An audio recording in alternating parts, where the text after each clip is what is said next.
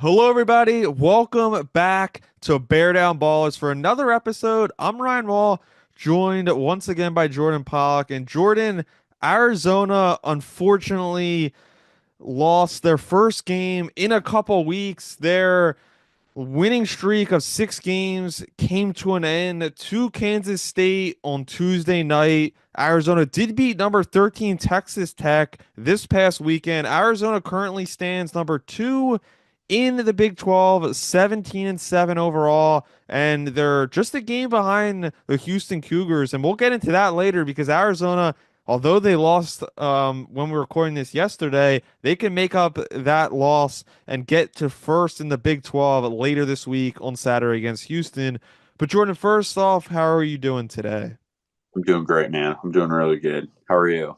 I'm doing great because my Eagles won the Super Bowl on Sunday, but it wasn't great to see Arizona have a really poor performance against Kansas State on Tuesday night. But before we get there, Jordan, let's hop into their game this past Saturday and start on a good note, and then we'll get into the ugly in a little bit because they beat Texas Tech at home by 9 points, and this was a really good team performance. Team shot over 51% from the field. They had 5 players in double figures. Caleb Love and Bradley led the way with 16. Vasar and Lewis both had 15. And starting with this game, and it led into the Kansas State game, the Arizona Wildcats were missing starting power forward Trey Townsend. He's been out due to a concussion. It's unknown when he's going to be back. Hopefully, I think in the next week or so he should be. But although he hasn't had the most productive games, and we've been on him a little hard throughout the season, it still was big to miss a key rotation player nonetheless. Yeah, and I think it's kind of hard right now because he's just been getting so many minutes, and it kind of seems like just odd how many minutes he's getting. We've talked about it on the podcast before of maybe he was promised a certain amount of minutes, and at times with some of the rotations, like defensively, a lot of it just hasn't made sense. And especially Saturday, it kind of went a lot towards the crowd of like get them off the court with how well they played defensively and rebounding, because that was just one of the hard things that they really struggled with the first time they played the Red Raiders in Lubbock. But I hope he can bounce back quick, because I think without him, this roster is pretty easy to see. They're only about 7 deep, and so I think just with kind of the roster limitations, I think you are pretty limited without him. But I think the guys that have gotten the extra minutes, like Vasar, he's played 30 minutes in both of the last 2 games. I think he's a guy that's played extremely well without Townsend being available.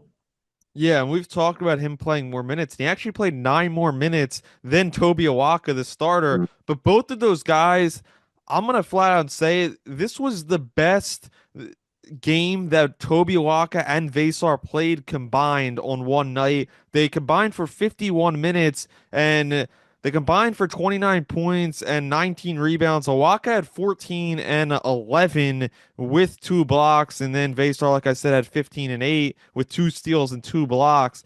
They really had elite production from these guys, and it helped a ton in this game when they were going against JT Toppin, who dominated Arizona the first time a couple weeks ago, and then followed it up with 21 and 13 on his own.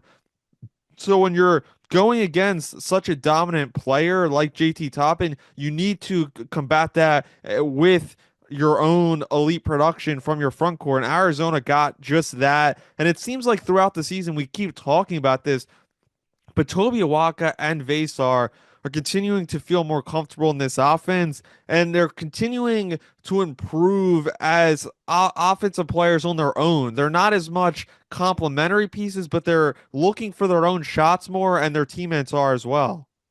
Definitely. And even something that we saw Saturday that we haven't really seen a lot of people talked about is them being on the court together in kind of a bigger alignment lineup that we haven't really seen from Arizona since Ozulis Tubelis and Umar Ballo were playing together back in 2023 season, or 2022 season, I guess, 2022-23. And they've played really well, I think, on the floor together. And I think it's just adds extra matchup problems. and how quick those guys are and how great of defenders that they've been. And I know that's been a huge thing I've noticed from Vasar defensively is how great rim awareness he's had as being a rim protector. He's gotten a lot of blocks, and same with Alaka. And so I think that's a great like just thing that they've kind of been experimenting with, and they've been having success, and it's a new wrinkle that they have to their arsenal. Yeah, and Awaka is 6'8", so in college there are a lot of teams that play kind of small ball Yep. lineups and have a smaller center, but Awaka is very capable to guard fours and athletic fours at that because he is athletic himself. He's a very physical guy, and I think that, like you said, it brings a new dimension to this Arizona team. And I actually wouldn't mind if Tommy Lloyd went and started this a lineup with both of those guys and gave it an even more extended look when you have that kind of that four spot at normal when it's Carter Bryant was in there on this night, but Trey Townsend's normally had that starting spot. So I would kind of like to see a different look there because either way, all the guys are a big part of this team and playing a lot of minutes. But I would like to see maybe them start out and try to see if that can get them off to a better start if they just kind of have those two good post players and see if that can elevate this team. But overall, those two guys were very good in this game. Another guy that was excellent was Jaden Bradley, 16 points, 5 steals. You don't see that often, and 5 assists, 6 for 9 from the field. What'd you think of, and what'd you see from Bradley in this one? This guy's just having such a quiet, very well productive year. I don't think we talk about it enough, honestly, and I think it's just because of how much uncertainty there's been everywhere else. But I feel like he's been probably the most dependable guy, like night in and night out on this team. And I know we've really critiqued some of the little things, and I think probably the main thing has been his outside shot to where it's been on and off occasionally. But the dude just is able to get to the bucket no matter who's guarding him, and his ability to finish in the paint is just unparalleled. How well he can manipulate the ball off the glass.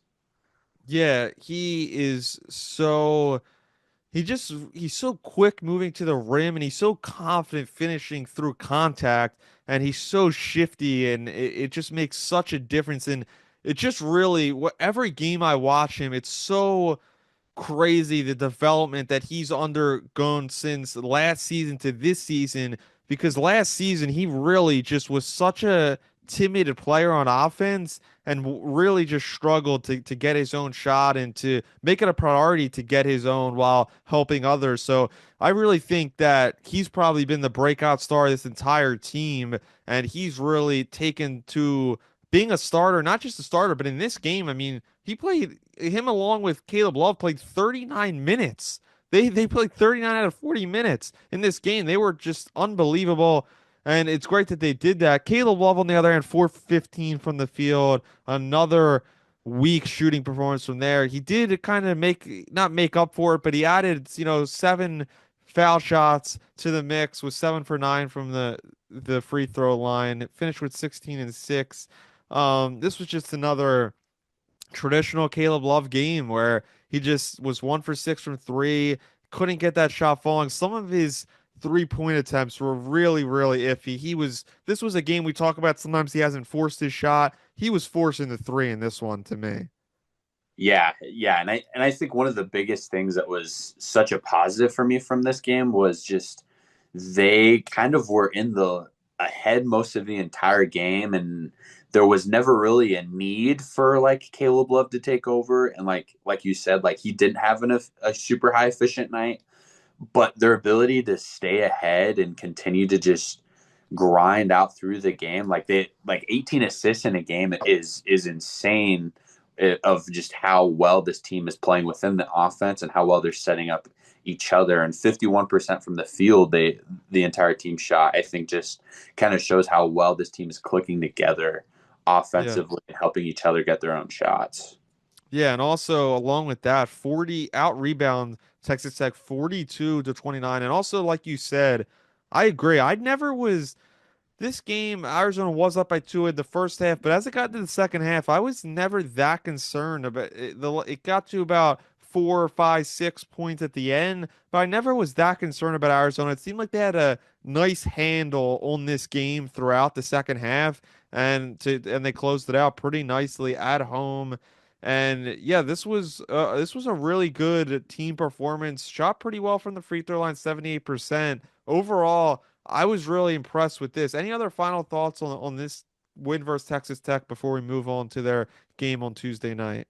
Yeah, I think definitely with the Townsend injury and the lineups kind of shortening up and the rotations getting a little smaller, I think the bench is critical, especially when you're only going too deep into the bench. And KJ and Vasar combining for 30 points off the bench just between two guys, I think is spectacular, absolutely spectacular. So, Yeah, the bench was such a bright spot. yep. What was that last point? Yeah, and that's what I was going to say. And Carter Bryant has added that dimension the last few weeks, and I think adding him into the lineup and him being one of the few guys that didn't get into double figures is kind of funny, but that just kind of shows kind of almost a new role that you kind of have to take when going into the starting lineup. So Yeah. Well, we like I said, we got to the bad this or the good to start off. Now we're gonna get into the bad, and that was Arizona dropping their first game since January 18th when they lost to Texas Tech in Lubbock, and their 6 game losing streak was snapped by Kansas State, a Kansas State team who at the time was 12 and 11. Now they moved to 13 and 11. They beat Arizona 73 to 70 on Tuesday night. And although Arizona had 4 guys in double figures, this was a poor shooting night. 9% from the 3 point line, 2 for 22 from three.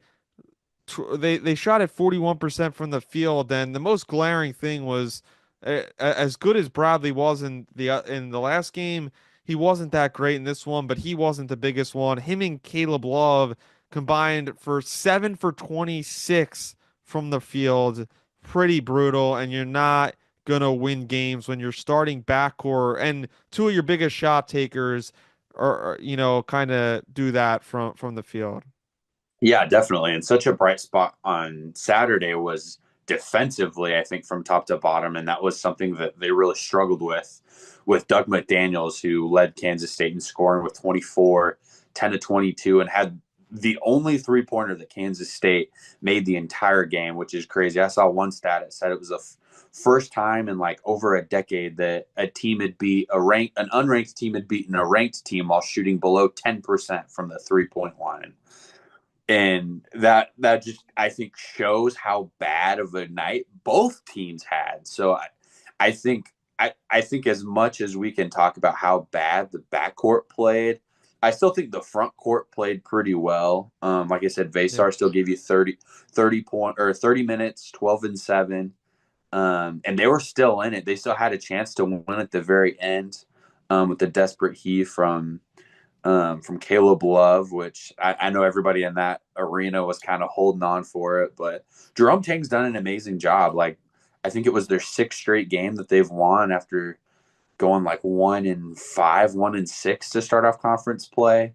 And so they grinded out a big win, and they've been riding on a high wave, and it was just a hard time. I think we've kind of known that Arizona just over the last few weeks, some of the big games that they've played in, and I certainly expected them to have a stinker in one of the games, and so I think it was kind of just it was just bound to happen at some point, Yeah. especially with everybody because everybody's just played so well, it seems, and in the big moments. But this game I think was just a sour Tuesday night for him in Manhattan. Yeah, 100%. And Jordan, it might sound crazy, but Caleb Love did have one other 6 point game this season, and I believe in the second game of the season this year. But to me, this was the worst game that he's played all season long. And obviously, it doesn't hurt that it was right in the middle of Big 12 play, right when they were, inching closer to first in the Big 12, and they haven't lost in a couple weeks. And it really came at a bad time, but he was just flat out terrible in this game. 3 for 15, 0 for 7 from three. As bad as I mentioned in the last game that his shot selection, it was even double as worse in this game. He looked just absolutely clueless in this game. Just embarrassing performance, really, really bad. And it just seems like we know this is the Caleb Love experience. We keep saying it, but it's really just crazy that a veteran like that continues to put on performances like this in the big games in the Big 12 conference. Because as bad as Kansas State has been this year, that at this point going in, they won, I believe, five or more games in a row coming into this one. They were one of the hottest teams in the Big 12. And that, as I mentioned to you before we started recording, that arena at Kansas State was popping, and it was unbelievable environment towards the end of that one. So yeah, it's really hard to see from Caleb Love. I expect more, and it's really just embarrassing. And when you combine that with former Michigan guard Doug McDaniel, who put on an elite performance, this guy was unbelievable, finishing through contact, Mhm. making tough short range shots. This guy was just unbelievable in Arizona. This was the first time, like you mentioned, in a couple weeks where it seemed like they got the hang of winning those close games at the end, and this was just one where it seemed like back to a couple months ago where they couldn't do enough and they couldn't put together enough stops and enough positive offensive possessions. Yeah, I completely agree. I think one of the biggest numbers outside of the shooting percentages that jumped out to me was 17 turnovers from Arizona's Wildcats. And one thing I want to be clear about is this run from Kansas State is probably one of the best stretches I've ever seen from a team that was, I think they were below 500 at one point. But within those 6 games to beat Iowa State, Kansas, and Arizona, it is crazy. It is absolutely crazy. And I know Jerome Tang, he had a great run to, I think, Elite Eight 2 seasons ago in the tournament, Yeah, which he had a great team elite around coach. him, and a little bit more of a slump last year, and this year had not started great, but he's done a great job. He was assistant for Scott Drew and at Baylor for quite a few years, and so he's got this team playing, I think, some of the hottest ball of anybody in the country, and this stretch has just been really great for them. Yeah, 100%. This game was besides the big men did play good, but besides the big men, this game was pretty it was a pretty rough game for Arizona. One bright spot to me though was KJ Lewis, 6 for 12 from the field. He did his part, 15 points, 8 rebounds, 2 assists. This guy, he just off the bench, he just is like a rocket off the bench. That he brings him in. He played 30 minutes and he just provides so much energy. He made so many big shots down the stretch to get Arizona closer. He made a couple mid-rangers that were just elite buckets, and he is to me a guy that continue. Caleb Love is struggling the past couple games. KJ Lewis is getting better and continues to improve his game. What do you think about KJ in this one? Yeah, I completely agree. I know they talked about it in the broadcast of how he's had his shooting hand's wrist has been wrapped up, and they were talking about how it seems to have been slowing him down, but I have not really seen that so far. It almost seems like it's just a preventative thing. And on your shooting hand too, and still I know he knocked down a really clutch three within the last 5 minutes of the game to tie it up. And he's played really well, and I think you're seeing him and same thing with Carter Bryant and even Jaden Bradley. Just the longer that these guys kind of are playing together, playing in the system, they're just getting more comfortable and they're playing more confident. And I think that's a huge thing, especially with young amazing players like these guys that are all. I think all three of those guys will get at least one big shot in the NBA. Yeah, for sure. As well as Arizona has played on the road in the last couple of weeks, and in general, I felt this team was rattled at Kansas State in this game on Tuesday night from the crowd, from being down by 6 at halftime. They did, obviously, Arizona did outscore Kansas State by 3 points in the second half. Wasn't enough, obviously. but they did play better in the second, but they just came out flat. And Arizona has done this countless times in the last couple of years on the road with Tommy Lloyd. And this was another one. They came out flat. They couldn't really recover. They always seemed like they were fighting from behind. And when you're doing that, especially on the road against a really well-coached team, as you mentioned, it's not a winning battle more times than not. But overall, I'm Arizona going 1-1 this week. Not what Arizona obviously hoped for. They got the win over the top 15 team in Texas Tech, lost to Kansas State. As you mentioned, they were going to drop one of these games, so hopefully it was that, and hopefully Arizona looks better here on Saturday. But Jordan, just before we get into this game versus Houston, what's your kind of feelings with this past week? Because it is, like I mentioned, it's a very weird week. You beat a top 15 team and you drop to a team unranked, a team that's only 2 games over 500. It's kind of a weird situation, you know?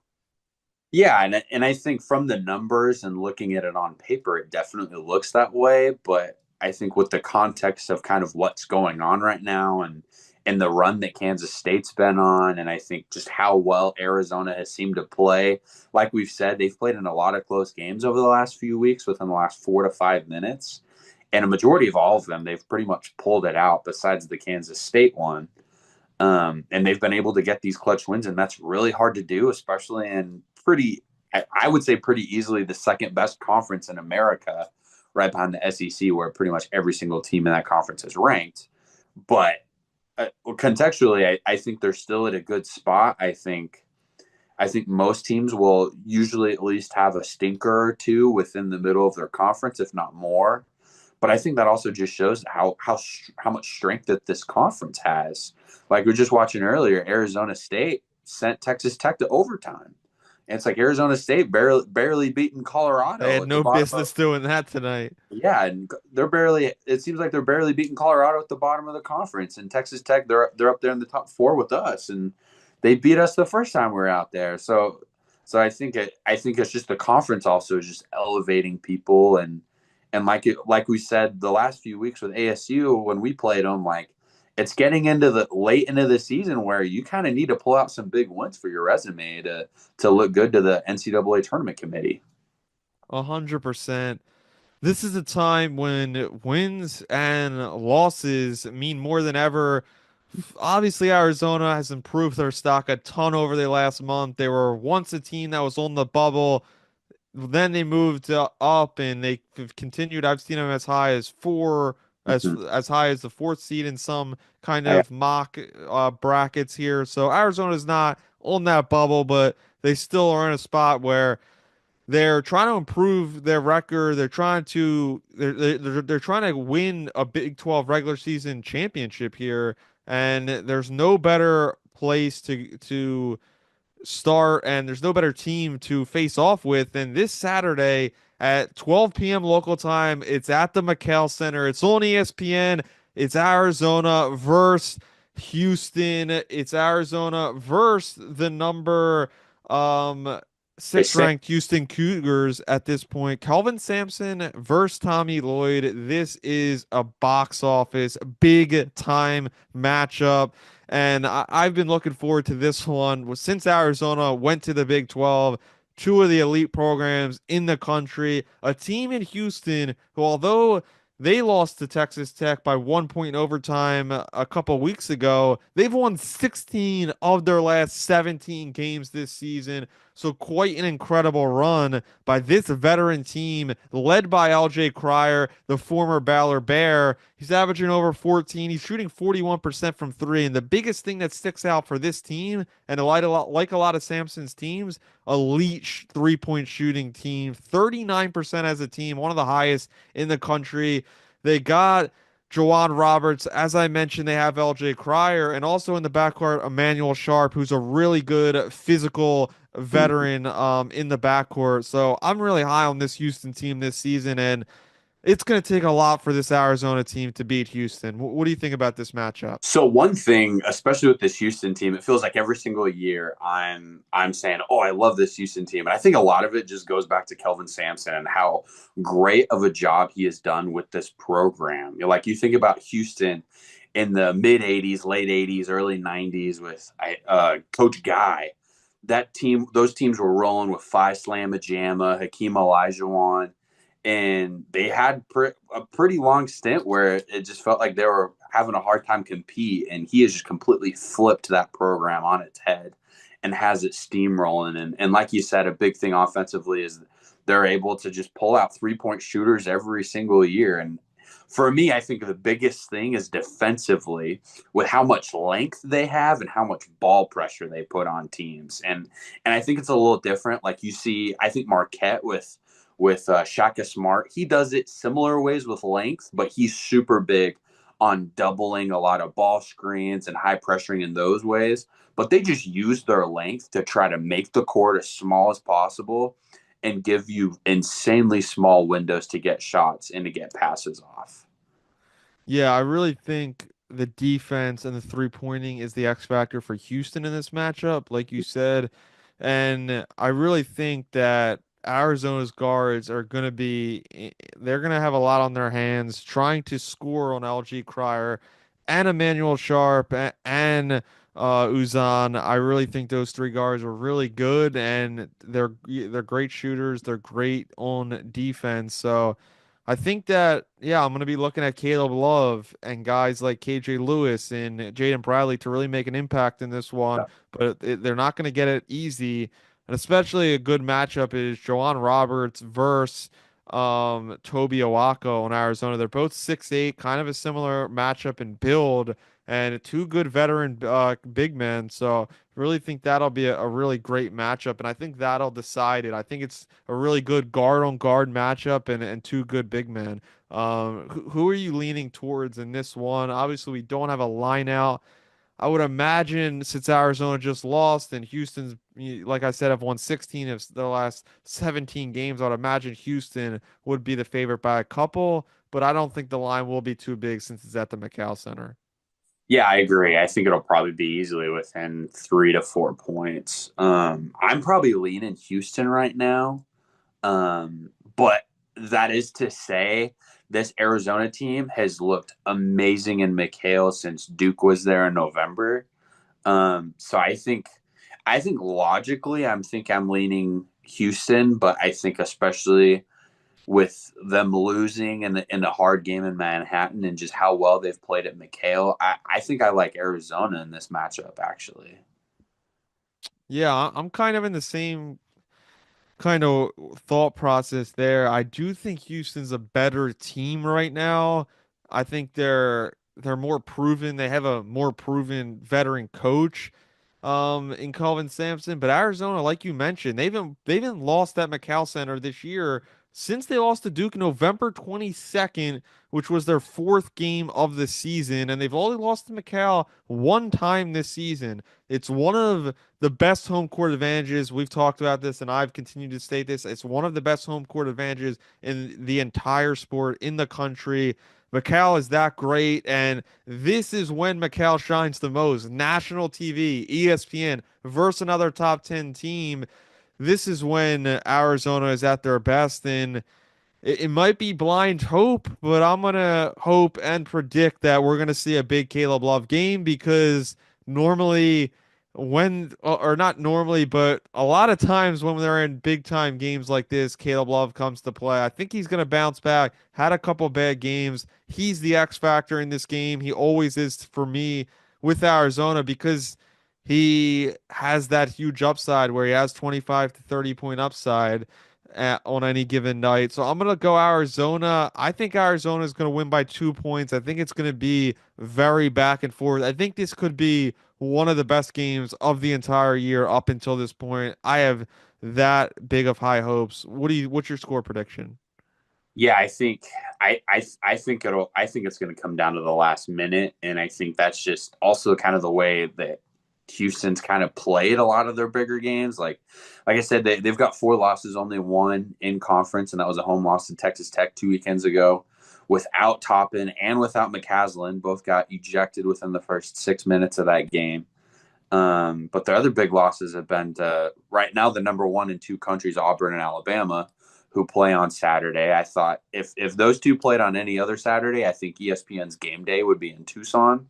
So that is a very 100%. sad thing. I was texting my brother about that, and I said there's a chance, but as we saw, Duke lost, so Alabama was able to jump them, and I'm sure game day will be there for that one. But it's going to be a hard game. It's going to be a really hard game. Like I said, I think it will be within two possessions. I think I'd probably give Arizona a lead, probably by 1 point. Sounds good. So we're both on Arizona. We're both on Arizona by a point or two. But after this game, Arizona only has 6 regular season games left. Pretty crazy to think about it. Less than a month left of the regular season before the madness starts to heat up in March. Can't wait for that, obviously. But we'll be back after the game against Houston before they play Baylor on Monday night. But that's all we have time for today. Thanks everybody for tuning in. I'm Ryan Wall. He's Jordan Pollock. Follow us on X at Barrett on AZ Pod. Follow